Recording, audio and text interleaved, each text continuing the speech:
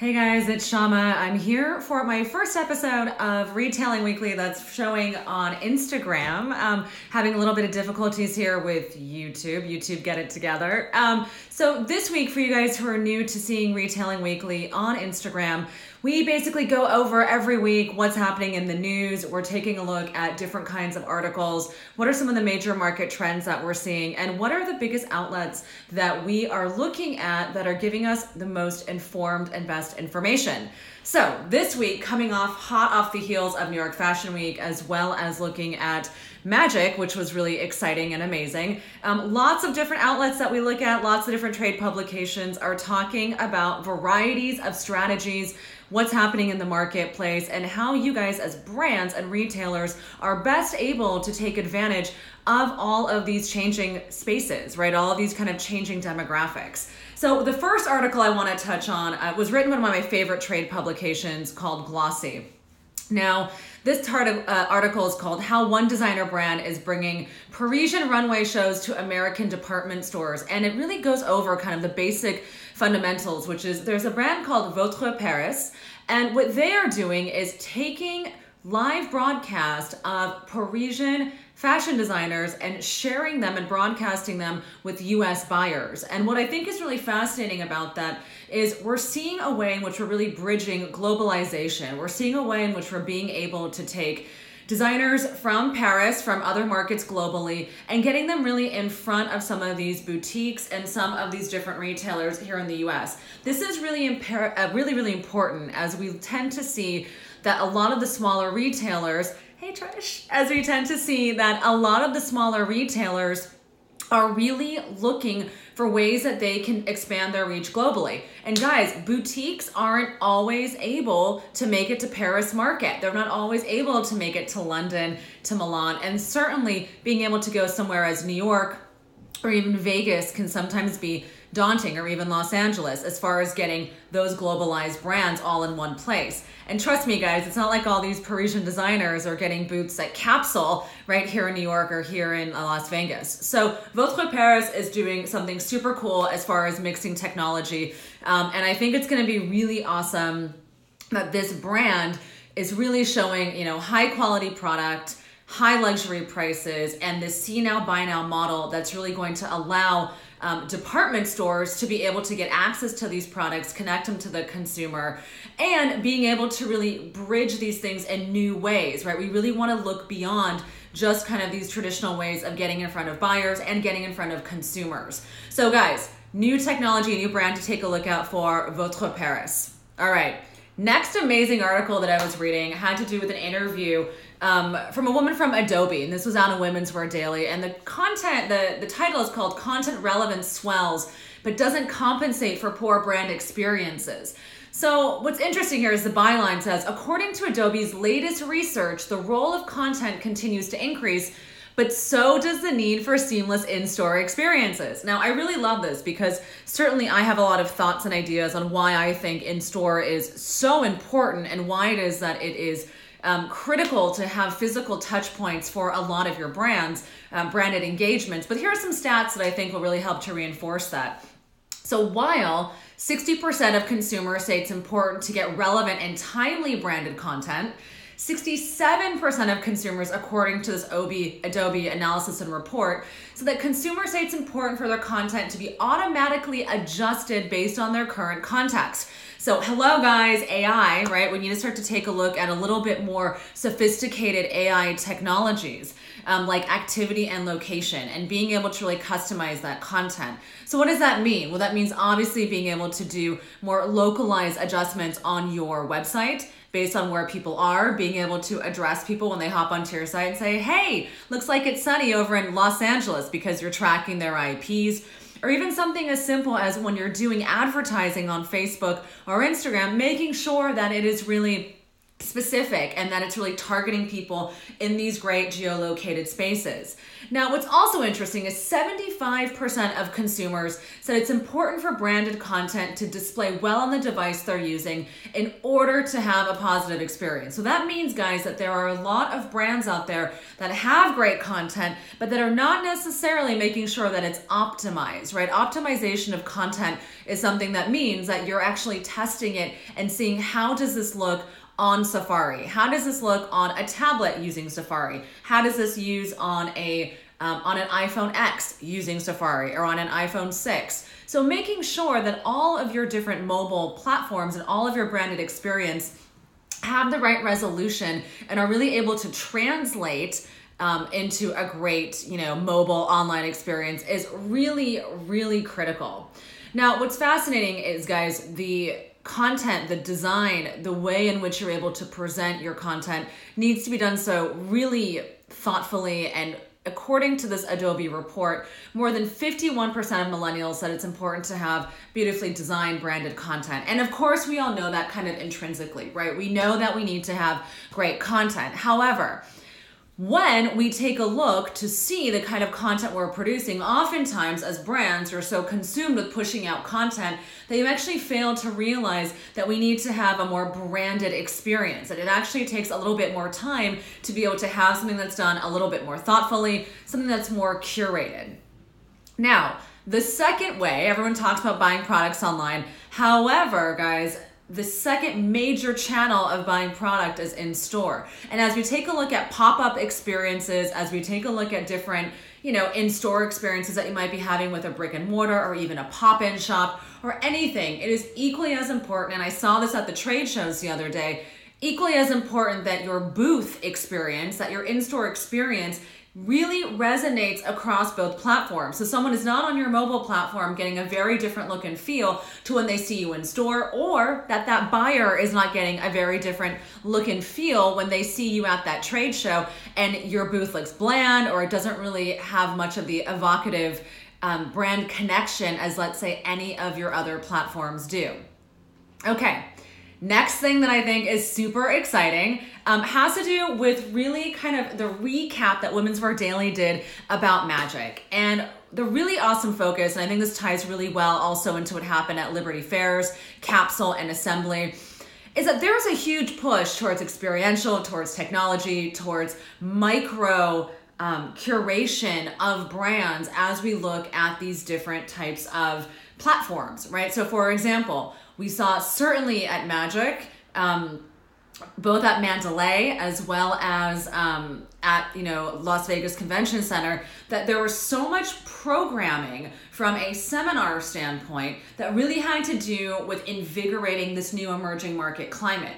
It also had to do with a lot of growth questions, right? How do you grow your business? And what I thought was fascinating is that a lot of this content really reinforced what was happening from what's going on in the marketplace. There is a huge need out there for designers and brands to start to understand how to really pivot and change their business models and how they can really take advantage of what's happening, behind the scenes on a more technical standpoint. Now, Women's Wear Daily also did some great coverage on what happened over at Assembly, which was Capsule, Liberty Fairs, and Agenda that got together and said, we're going to put together a different kind of conference. And their conference was really catered towards more of the creative class, right? So meaning you saw Jaden Smith. You also saw, people like Robbie Teague, who does Kith. You saw these guys who were coming out there and saying, hey, here's what consumers are doing, here's how we're changing things. But it was definitely more from a tops-down kind of creative direction standpoint. Right, everyone obviously knows that Jaden Smith has backing of his family. He's able to get out there, he's able to be creative. And so you're also starting to see a different kind of conference tracks that really come out of these trade shows. The other really fascinating thing that I saw was really kind of the technological influence using robotics, using in social media, and really the ways in which these trade shows were trying to integrate things that were happening in the marketplace from an AI standpoint, from a tech standpoint. Now, this is really fascinating because normally we think about things like CES, right? So Consumer Electronics, right? That conference. And we think about, other types of consumer facing platforms in order to introduce these technologies. But what we're actually seeing now is that a lot of brands are taking advantage of these technologies in order to really show buyers and get them involved and say, hey, we are taking a stand for what we believe in from a standpoint of technology and creating better user interfaces with our consumers. So what's interesting, guys, is as brand owners, it is simply not just what your consumers, meaning your direct-to-consumers, see of you. It is also very, very much to see how the buyers are looking at your brand and how they're evaluating your commitment to creating branded experiences and becoming partners. Now, a really interesting article that pops up that kind of really further integrates this point had to do from Women's Wear Daily, and the title was Brands Pivot in Tough Climate. Growing e-commerce of more affordable lines and changing designers are key, right, for contemporary brands. Now, what's fascinating here, guys, is we're seeing brands like Vince, and the article really leads off with this. Vince is exiting Saks Fifth Avenue and Bloomingdale's this spring to focus on Neiman Marcus and Nordstrom's and its direct-to-consumer business. So Vince shoes, which are licensed, are going to be staying at Saks and Bloomingdale's.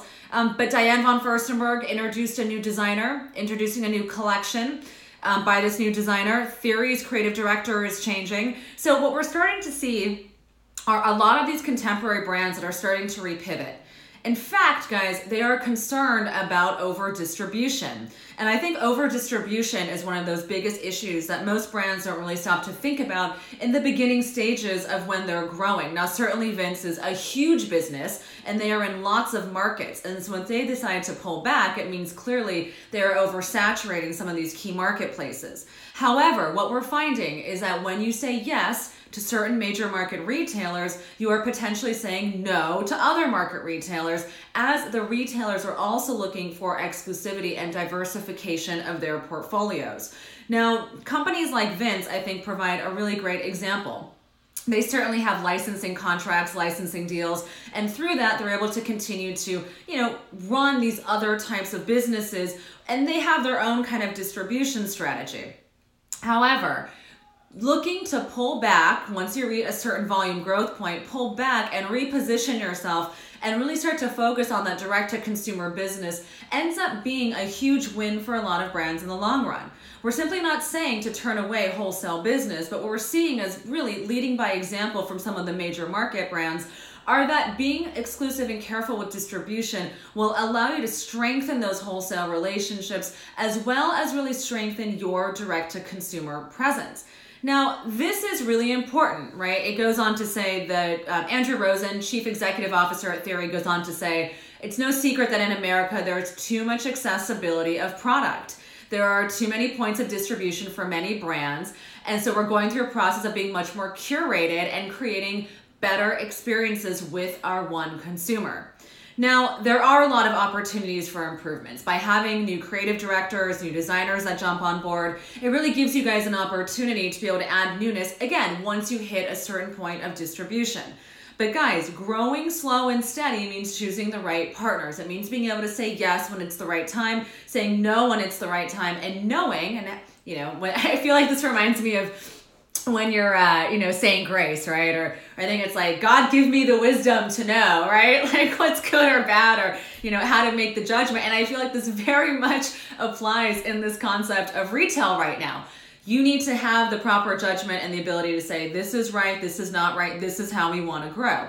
Especially those of you guys who are going with showrooms who are looking to grow your businesses in order to have high volume, but also, of course, for them to have high amounts of commission on the back end. It's really important that we look at partnerships from really concise growth perspectives. How do we want to grow the business? What is your role as my showroom? What is my role as the brand? And I think this is really important also on the retail side to be able to take a look at brands and say, okay, which are the brands that are going to have the greatest opportunity to bring in the most amount of not just dollars as far as sales, but also marketing visibility. Because again, guys, it's about the partnerships between the retailers as well as looking at the brands and what they are doing themselves. So what's interesting here is how are the retailers reacting to this? Well, certainly, guys, Bergdorf Goodman is unveiling an update to its contemporary floor. It's called the Select at BG.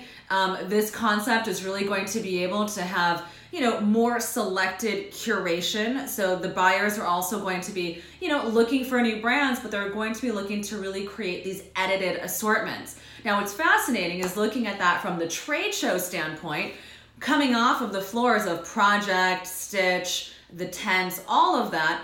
The trade shows are helping buyers do so by already pre-curating this. We saw a collection called the Conscious Collection, and it was a selection of brands that were doing a really great job in terms of, focusing on sustainability and focusing on really high environmental impacts and givebacks. So I think it's very important for us to be looking at the vendor matrices and also retail distribution matrices. And hopefully what we'll find here is an adjustment in the market, right? We're going to see a lot of the retail stores picking up the right brands that they're going to be able to see longevity with. We're going to also be able to see a lot of the brands saying no to some of the doors that aren't going to offer them some of the longer term growth that they're looking for. No one's looking for one-hit wonders anymore, right? It's really a pain in the butt in order to manage that from a production cycle on the brand side, and then also just from vendor maintenance, consistency, and being able to offer the right categories on the retailer side. All right, guys, that's all for me from this week's issue of Retailing Weekly. You guys will be able to find this on YouTube, and we'll be back next week on YouTube as we continue on our fantastic series of what's happening in the news in retail. All right, guys, talk to you later. Have a fantastic rest of your week. Bye.